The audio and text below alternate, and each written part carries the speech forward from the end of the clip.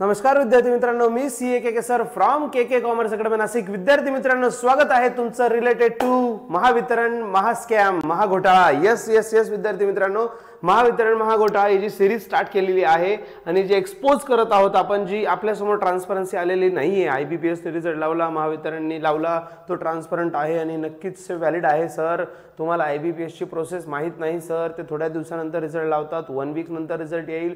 खूप सारे ज्ञानी माणसं भेटले, त्याच्याबद्दल धन्यवाद. तुमच्यामुळे खूप ज्ञानात ॲडिशन झालं आणि जेवढे ज्ञानाचे पॉईंट भेटले सर, IBPSचा कसा पॅटर्न असतो ते ना 1 वीकमध्ये रिझल्ट लावतात. वाव, तसं अजून काही झालं नाही. राईट सर, ते मेरिट लिस्ट देतात पण 8-10 दिवसानंतर पण कधी कधी मेरिट लिस्ट येते आणि त्यातल्या त्यात सर त्यांची वेटिंग लिस्ट पण तेव्हाच येते. वाव, तसं पण काहीच नाही झालं. DVची प्रोसेस कंप्लीट झाली. DVच्या प्रोसेसचा अजून आउटपुट क्वेश्चन मार्क आहे. ठीक आहे, त्याच्याबद्दल मी नाही बोलत जास्त. त्यातल्या त्यात सर ॲटलिस्ट जो रिझल्ट असतो ना सर त्यांचा, त्याच्यावर जरी डिजिटल सिग्नेचर नसेल पण जे पास झालेले त्यांचे मार्क्स वगैरे असतात, तसंही काही प्रकार नाही आहे. असे खूप सारे पॉईंट आहेत जे एकच सांगताय की हा खरंच महावितरण महाघोटाळा आहे. पण काहींना ते मान्य करायचंच नाही आहे. नाही सर, असं होऊच शकत नाही. मुलांना पहिली गोष्ट ही, मी आज तुमच्याशी जुळलो आहे कारण तुम्हाला अपडेट द्यायची आहे. कशाशी रिलेटेड? संभाजीनगर खंडपीठामध्ये जे आपण रीट पेटिशन फाईल केलेली मुलांना, तुमच्यासमोर मी त्याच्यासाठी स्पेसिफिकली रीट पेटिशन स्टॅम्प नंबरसुद्धा त्याच्यात टाकलेला आहे. 43012025 2025 मध्ये केस फाईल झालेली आहे 4301. सो रीट पेटिशन फाईल झाल्यानंतर सर मग हिअरिंगचं काय, हिअरिंग होणार का, कधी होणार, सर्व सांगतोय. एंडपर्यंत राहा सोबत. ठीक आहे. सो रीट पेटिशन फाईल केला आहे, तर याच्यात पार्टी कोणाला केलेला आहे ते पण सांगतोय. विद्यार्थ्याचं नाव तर ऑफकोर्स मी डिस्क्लोज नाही करणार मुलांना, तो आमच्या साईडने आहे, तो कॉन्फिडेन्शियल विषय आहे. दुसरी गोष्ट ही, पेटिशनची जी कॉपी असते ती डिस्क्लोज करणं पब्लिकली अलाउड नाही as per the confidential rules of lawyer. So त्याच्यामुळे ती कॉपी मी डिस्क्लोज नाही करू शकत, नाही तर तुम्हाला यूट्यूबवर डायरेक्टली दाखवली असती लाईव्हमध्येच की काय कॉपी आहे, त्याच्यात आपण काय काय मुद्दे नमूद केलेले आहेत ते. सो ती कॉपी तुमच्यापर्यंत नाही देऊ शकत. आणि त्याच्यात सगळ्यात मोठा मुद्दा हाच आहे आपला की जनरल मेरिट लिस्ट पाहिजे, वेटिंग लिस्ट पाहिजे, आपल्याला त्या गोष्टीची ट्रान्सपरन्सी पाहिजे. ठीक आहे. बाकी पॉईंट आहेत पण ते डिटेलमध्ये तुम्हाला एखाद्या दिवशी सांगेल मी. जसं जसं केस पुढे जाईल तशा मी अपडेट देत राहील. दुसरं, विद्यार्थी मित्रांना मी सर्वांनाच रिक्वेस्ट केली होती, हात जोडून विनंती केली होती की मी तुमच्या न्यायासाठी लढतोय, तुमच्या ट्रान्सपरन्सीसाठी लढतोय, त्याच्यात माझा काहीच फायदा नाही आहे. पण नक्कीच ह्या एक्झामसाठी आणि येणाऱ्या प्रत्येक एक्झामसाठी तुम्हाला ट्रान्सपरन्सी भेटावी, त्याच्यासाठी हा लढा आपण देत आहोत. आणि त्यातल्या त्यात मी जेवढे गुरुजन आहेत, जेवढे रिस्पेक्टेड टीचर्स आहेत, जे कॉमर्स एज्युकेटर्स आहेत महाराष्ट्रात, त्यांनासुद्धा विनंती केली होती. पण मुलांना कोणाला ह्याच्यात पडायचंच नाही आहे, भरपूर उदासीनता दिसते आहे किंवा म्हणजे प्रत्येक टीचरच्या डोक्यात एकच वाटतंय मला तरी की पुढची बॅच कोणती आहे, पुढचं कोणतं एक्झाम येत आहे आणि त्याच्यासाठी कोणती बॅच स्टार्ट करायची, कधी बॅच स्टार्ट करायची, ऑफलाईन आहे, रेकॉर्डेड आहे वगैरे वगैरे, तेच सर्व चाललं आहे डोक्यात. तर महा डिस्कॉम झालं का, महाट्रान्सको आहेच, महाट्रान्सको झालं का, कोशागार आहेच, बस तेच डोक्यात असल्यामुळे असं मला वाटतं की मी त्यांच्यापर्यंत नाही पोचू शकलो तरी मला वाटतं की जेवढे विद्यार्थ्यांनी ते बघितलं, जवळपास 4-5 हजार व्ह्यू असतील मी त्याला, तर जेवढे विद्यार्थ्यांनी बघितलं तर नक्कीच त्यांनी त्यांच्या एज्युकेटरपर्यंत पोहोचवलं पण होतं. शुभम सरांनी पण बऱ्याच ठिकाणी बऱ्याच टीचर्सला कॉन्टॅक्ट केला पण मग त्यांच्याकडनं रिस्पॉन्स नाही आहे. सो स्टुडंट्स, आता सरळ ओपनली सांगायला हरकत नाही, it is fighting versus K sir and Mahavitaran and IBPS. Mahavitaran IBPS दोन्ही नाव घेतलेत, त्याच्यासाठी तुम्हाला क्लिअर करतो मुलांना की ही जी लढाई आहे, म्हणजे of course K sir is not alone, हजारो स्टुडंट आहेत आपल्यासोबत. तर विद्यार्थी मित्रांनो, मला सांगायचा मुद्दा हा आहे की फक्त महावितरण जर आपण पार्टी केली असती तर बऱ्याच वेळेला असं झालं असतं की महावितरणकडे काही डॉक्युमेंट जर मागितले तर उत्तर काय भेटलं असतं की ते IBPS कडून आम्हाला आणावं लागेल आणि IBPSनी या प्रोसेसमध्ये डिले केला असता. आणि जे खरंच मेहनतीने सिलेक्ट झालेले मुलं आहेत त्यांना जॉईनिंगला डिले झाला असता. असं नको व्हायला म्हणून आपण महावितरण आणि IBPS दोघांनाही पार्टी केलेलं आहे. ठीक आहे, पहिली गोष्ट. दुसरी गोष्ट, मुलांना केससाठी लाख रुपयाचा खर्च आहे आणि मी परत एकदा विनंती करतो इच्छितो मुलांना, खरंच न्यायासाठी तुम्ही जेवढं होईल तेवढं कॉन्ट्रिब्युशन करा. आम्ही 500 रुपयाची अमाऊंट ठेवली होती, नाही 500 तर तुम्हाला फुलाची पकडी तुमच्याकडनं जे शक्य असेल मुलांना त्या प्रकारे मदत करा. आम्हाला तुमचे 100, 200, 300 वॉट एव्हर प्रत्येक अमाऊंट तुमच्या न्यायासाठी युटिलाइज केली जाणार आहे. फक्त एवढंच, आपल्याला तेवढं फंड कलेक्ट झाला पाहिजे. सर तुम्ही बऱ्याच दिवसानंतर अपडेट देत आहात, एवढे दिवस कुठे होतात, काही अपडेटच नाही सर, काही कळतच नाही नेमकं काय झालं काय केसचं. पहिली गोष्ट ही, मी तुम्हाला आधी पण बोललो होतो की फक्त आणि फक्त रोज यूट्यूबवर यावं आणि व्ह्यू मिळवावा हा उद्देश कुठेच नाही आहे. काहीतरी कन्स्ट्रक्टिव्ह सांगायला असेल तर नक्कीच तुमच्यासमोर प्रकट होणार, ते डे टाईम असो, नाईट टाईम असो, केव्हाही असो तुमच्यासमोर प्रकट होणार, त्याच्यात काही शंका नाही. सो विद्यार्थी मित्रांनो, ओव्हरऑल एक सेकंद, खूप चांगला प्रतिसाद भेटतो आहे मुलांचा.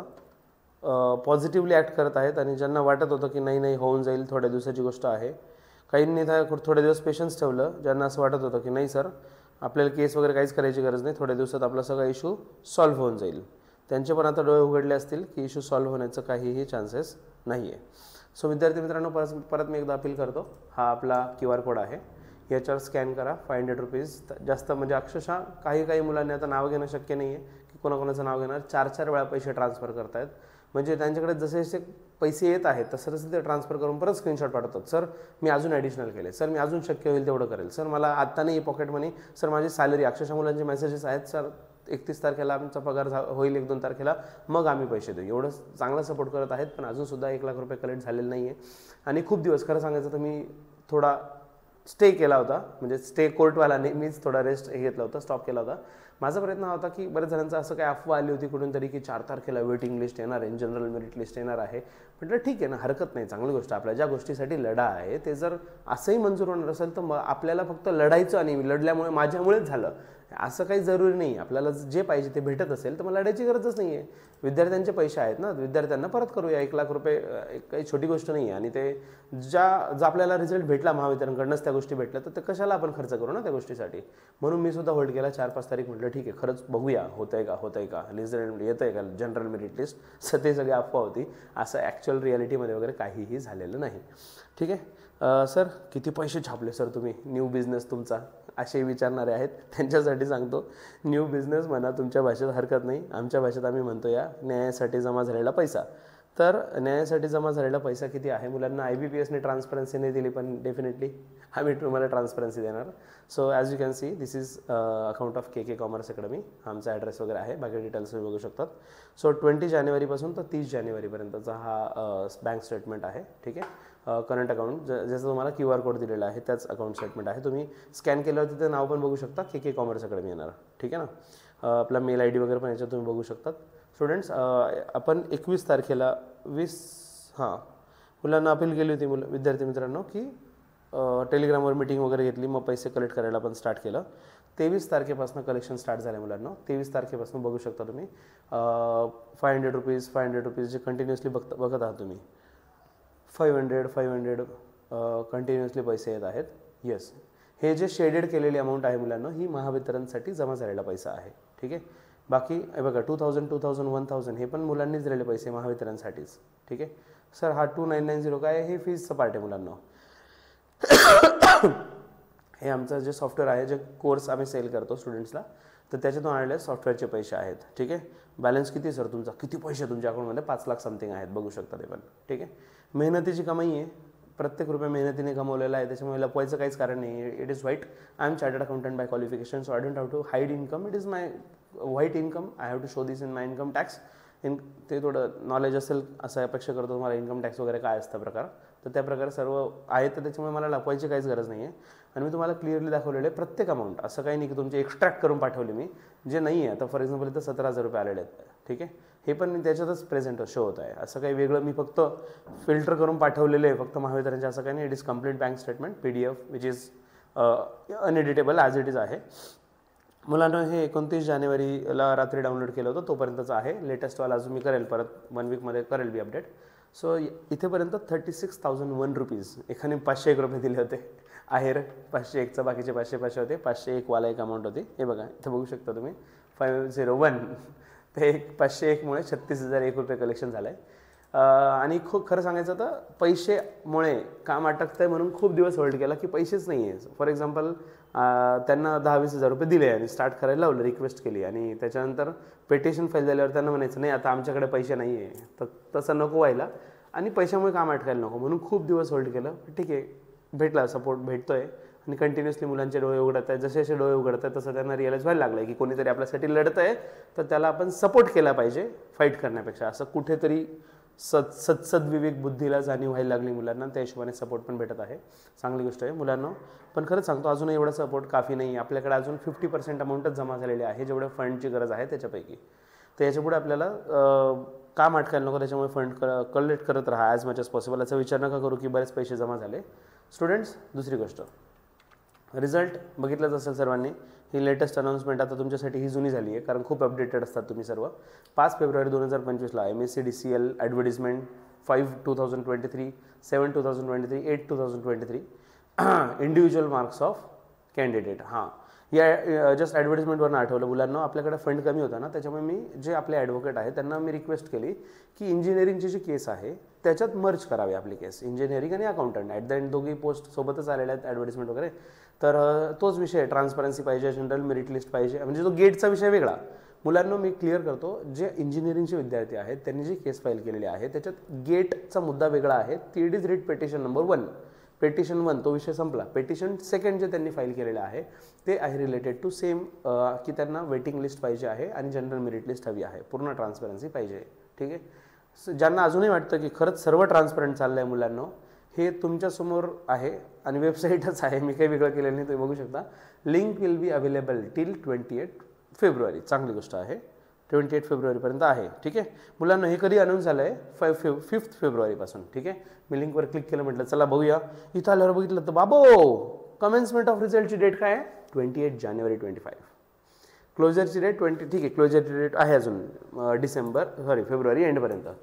28 जानेवारी 2025ला कमेन्समेंट आहे रिझल्टचा आणि आपल्याला माहीत पडतं आहे 5 फेब्रुवारीला. हां, थोडं वेबसाईटवर थोडं नेट स्लो असेल ना महावितरणचं, होऊ शकतं.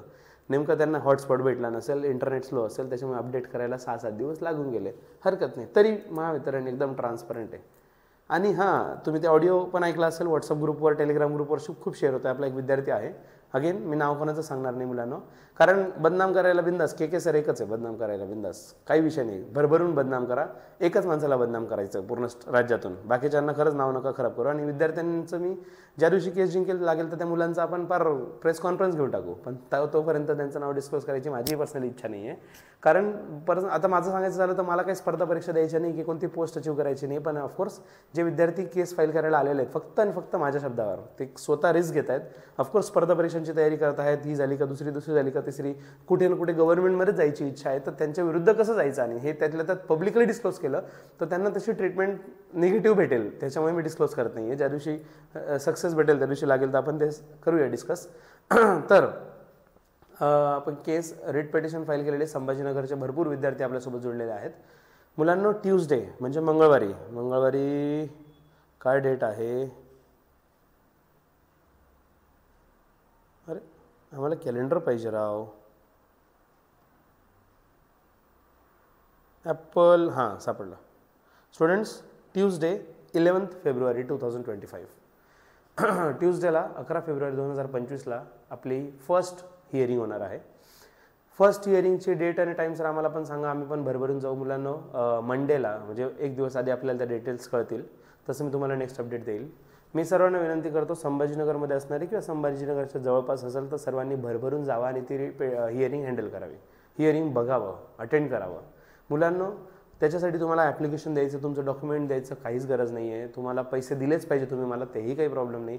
तुमच्यापैकी असेही काही विद्यार्थी बंधू असतील जे खरंच फायनान्शियली खूपच जास्त गरीब आहेत, त्यांना पैसे देणं शक्यच नाही आहे, असं जाऊन सुद्धा हिअरिंग अटेंड करू शकता. तुम्ही बघू शकता एक्झॅक्टली तिथे काय चाललं आहे. ट्रान्सपरन्सीसाठी कोणीतरी फाईट करणारं आहे, तिथे तुम्ही जाऊन बघा. मी स्वतः पण नाही राहणार, डोंट वरी. मी तिथे स्वतः नाही राहणार, काहीच मला डॉमिनेट नाही करायचं आहे की मी स्वतः होतो आणि माझ्या समोर हिअरिंग झाली, काहीच नाही. तुम्ही स्वतः जा, तुम्ही स्वतः हँडल करा. माझे खूप सारे स्टुडंट्स आणि ज्याला आम्ही फायटर्स नाव दिलं आहे, महास्कॅम फायटर्स नाव दिलेलं आहे, असे विद्यार्थी आहेत, ते तर जाणारच आहेत. तुम्ही पण जाऊ शकता इच्छित असाल तर. तशी डिटेल्स मी एक दिवस आधी यूट्यूबवर पण तुम्हाला अपडेट करेल.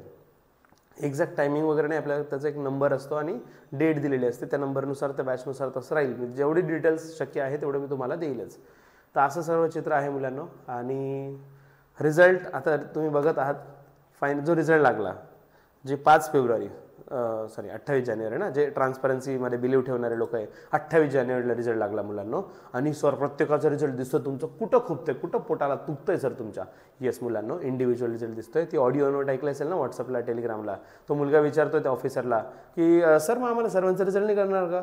तिकडनं काय उत्तर होतं, सर्वांचा रिझल्ट काय करायचं तुम्हाला, तुमचा रिझल्ट झाला म्हणजे बस झालं ना, तुम्हाला बाकीच्यांचं काय करायचं आहे. वाव. म्हणजे कॉम्पिटिशनच्या जगात आपण हजारो विद्यार्थी तयारी करत आहोत, एक्झाम देत आहोत. आपल्याला एक्झाम दिल्यानंतर 1000 रुपये फीस भरल्यानंतर हा पण अधिकार नाही आहे की आपल्याला स्वतःला सब्जेक्ट वाईज स्कोअर समजावा. कारण जो स्कोर याच्यात आलेला आहे त्याच्यात सब्जेक्ट वाईज डिटेल नाहीच आहे, बरोबर ना. टोटल एकच फिगर, संपला विषय, विषय संपला. बिफोर नॉर्मलायझेशन माहित नाही, आफ्टर नॉर्मलायझेशन माहित नाही, नॉर्मलायझेशन झालं पण का नाही माहित नाही.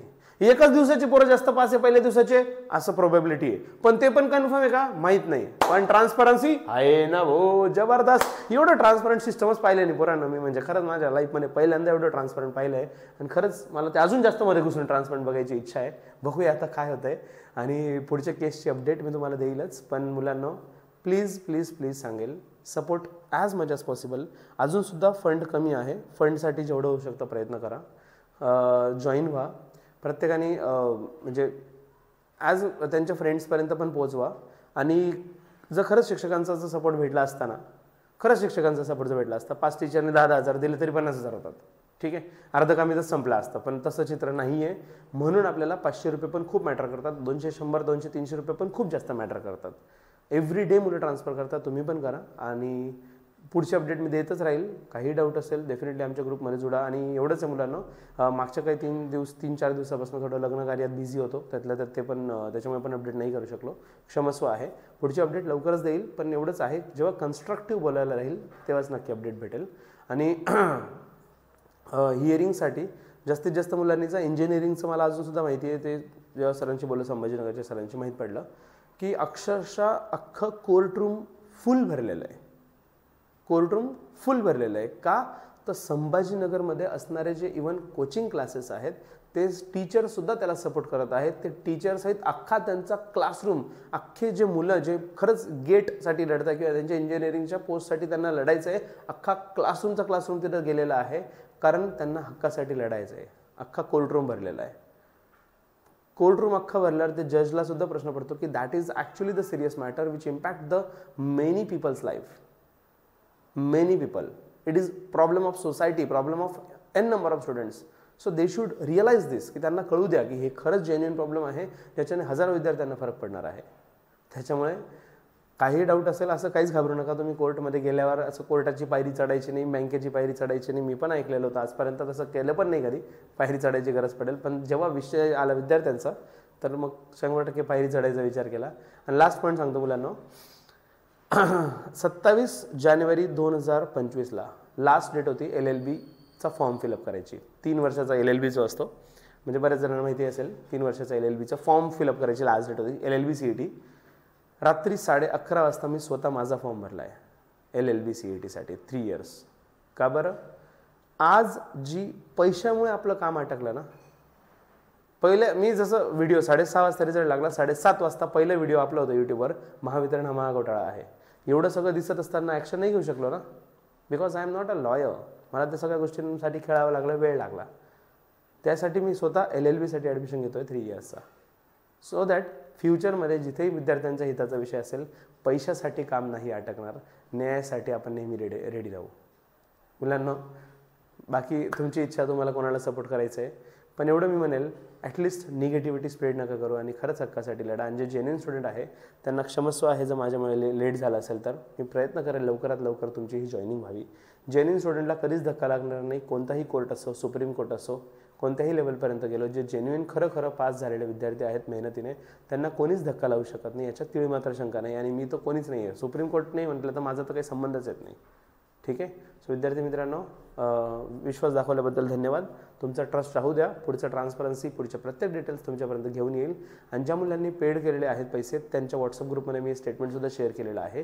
कारण मी आधीच बोललो होतो, ज्यांनी मला पैसे दिले त्यांच्यासाठी मी अकाउंटेबल आहे. ते मला विचारू शकतात, सर आमच्या पैशाचं नेमकं झालं काय, आय एम ॲन्सरेबल टू देम. तर ही जी डिटेल्स मी तुम्हाला स्क्रोल करून दाखवले, ते पूर्ण स्टेटमेंटसुद्धा त्याच्यात देणार आहे. सो स्टुडंट्स, चलो, जय हिंद, जय महाराष्ट्र. न्यायासाठी लढूया. आता रडायचं नाही, फक्त लढायचं. जय हिंद.